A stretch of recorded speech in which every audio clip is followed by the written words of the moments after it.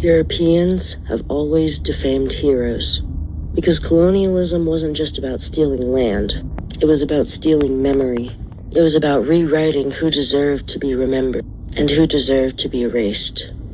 And when they couldn't erase, when the drumbeat of revolution was too loud, when the people refused to die quietly, they did what cowards do. They lied. They slandered. They distorted. They named every act of resistance a crime, called every rebellion disorder, every revolutionary a tyrant, every freedom fighter a warlord, because they knew something that most history books still won't admit. The heroes of the colonized were the executioners of empire. Let's be precise. Haiti, Toussaint Louverture, organized the only successful slave revolution in history. He defeated France, Spain, and Britain in battle. Yet French textbooks called him a loyal servant who turned into a dangerous extremist. American ones barely mention him. And Napoleon? They still teach his military genius. Not the fact that he re-legalized slavery and starved Haiti for embargoes for daring to be free.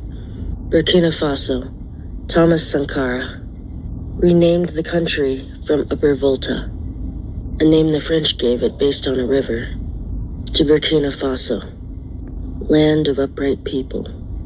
He banned female genital mutilation, ended government corruption, and made the country food self-sufficient in 4 years.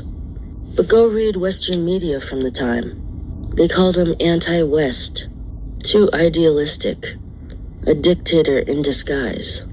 Why? Because he told the IMF, World Bank, and France to go to hell. And that's the one thing Europe can't forgive. Sovereignty. The Congo. Patrice Lumumba's only crime was wanting an Africa that didn't bow. He warned that colonialism never left, just changed its clothing. Belgium tortured and assassinated him with CIA help. Then they kept his tooth. Yes, Europe literally extracted and hoarded his remains like relics. And for 60 years, European journalists called his death necessary. Only in 2022 did they reluctantly give the tooth back. A single tooth. No apology. No indictment. Kenya, Dedan Kimathi, led the Mau Mau rebellion against British rule.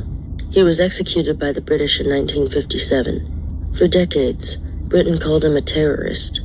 They buried him in an unmarked grave. Meanwhile, they ran concentration camps. Yes, literal ones. For Kikuyu civilians, tortured children, and castrated prisoners. But somehow Kimathi was the savage? India, Bhagat Singh, was 23 when the British hanged him. The Empire called him a dangerous anarchist. Today they say he was too radical, because he didn't ask for freedom. He demanded it. The Philippines, Andres Bonifacio, founder of the Katipunan revolutionary movement, was branded by Spanish friars as a bandit. His crime? Declaring independence from Spanish rule and trying to redistribute land. Europeans always found brown revolutionaries more dangerous than brown kings.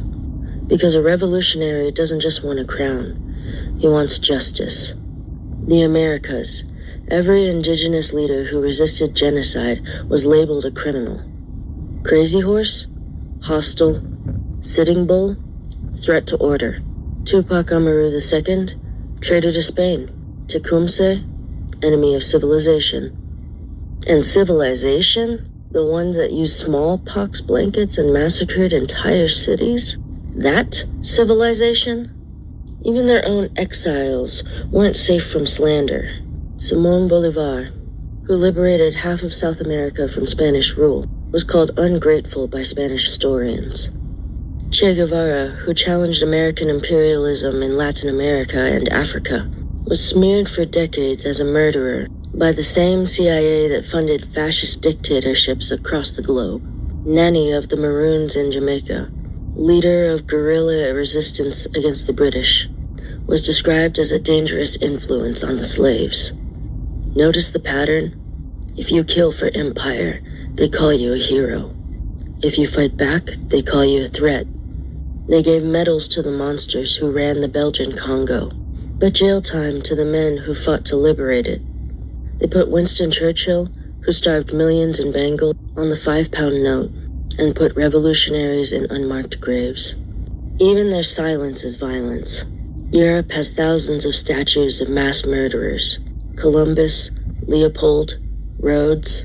But where are the monuments to Louverture, Sankara, Lumumba, Ya Asantewa, Queen Nzinga, Boudica, Nani, Kimathi, Bhagat Singh, Tupac Katari, Malcolm X?